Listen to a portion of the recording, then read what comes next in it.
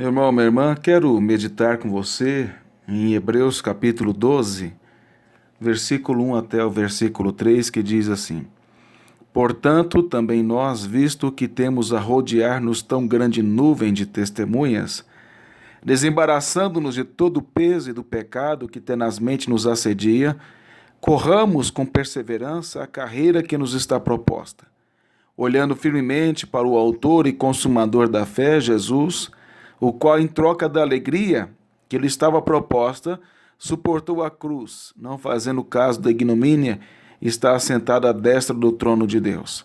Considerai, pois, atentamente aquele que suportou tamanha oposição dos pecadores contra si mesmo, para que não vos fatigueis desmaiando em vossa alma. A carta aos Hebreus é dividida basicamente em duas partes. A primeira parte é doutrinária, ela apresenta a superioridade de Cristo sobre Moisés, anjos, e revela que as cerimônias do Antigo Testamento apontavam para ele. A segunda parte da carta é prática, exorta os crentes fracos na fé, alerta sobre a apostasia, exorta-os a continuar na caminhada em Cristo em santidade. O texto que nós vamos expor está na parte que fala sobre a perseverança na corrida da carreira cristã.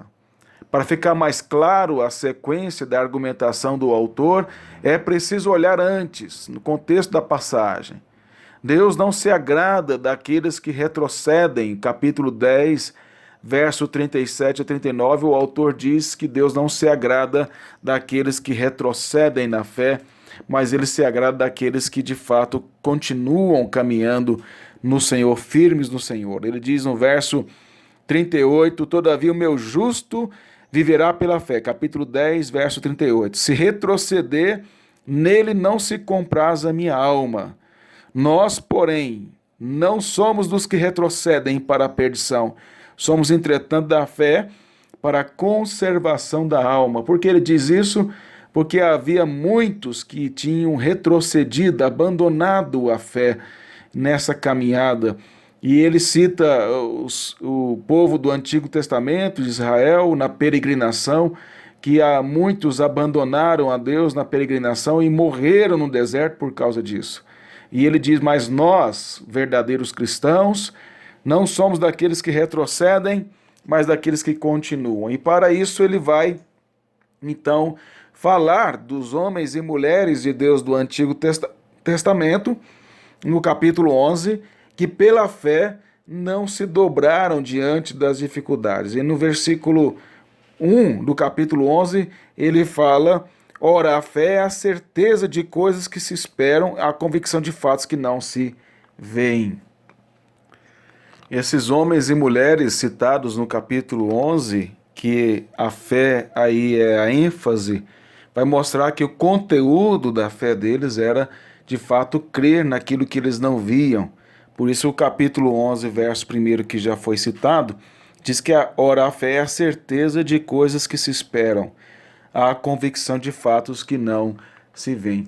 Essa convicção de que as coisas vão acontecer não é pensamento positivo. Eu tenho a convicção e o pensamento de que eu vou ficar rico, ou de que eu vou conseguir esse emprego, ou comprar essa casa, ou coisa desse tipo. Não é isso que o texto está ensinando, e fé não é isso. Fé não é pensamento positivo. Fé, ela tem um conteúdo. E o conteúdo dessa fé é o que a Bíblia diz que é.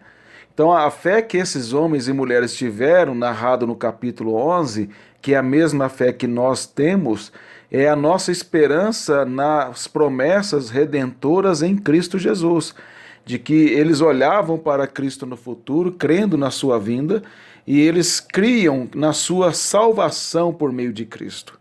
Então eles não estavam, a fé deles não era em questões transitórias, de pequenas conquistas, porque se você olhar o capítulo 11, e eu desafio você, no bom sentido desafio você a ler o capítulo 11, você vai ver que eles sofreram.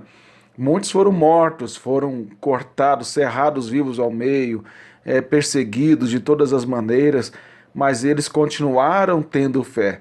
Então a fé não quer dizer que as coisas vão acontecer conforme eu desejo aqui, mas que a fé é o conhecimento acerca de Deus e daquilo que Ele promete em Sua palavra por meio de Cristo, e isso me motivando a caminhar a cada momento.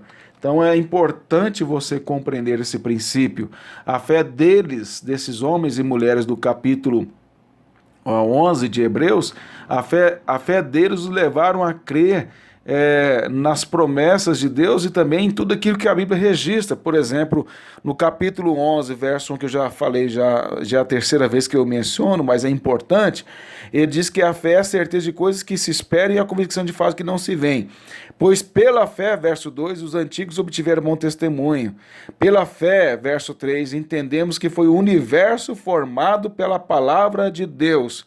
Onde é que nós encontramos na Bíblia o testemunho de que o universo foi criado pela palavra de Deus?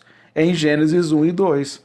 Então a fé desse povo era o que a Bíblia dizia. Eles não estiveram lá na criação, eles não viram Deus criando todas as coisas, é lógico, mas embora no tempo eles não estivessem presentes, não foram testemunhas oculares dos fatos, mas pelo testemunho da Escritura, eles creram que Deus criou todas as coisas pelo poder da sua palavra.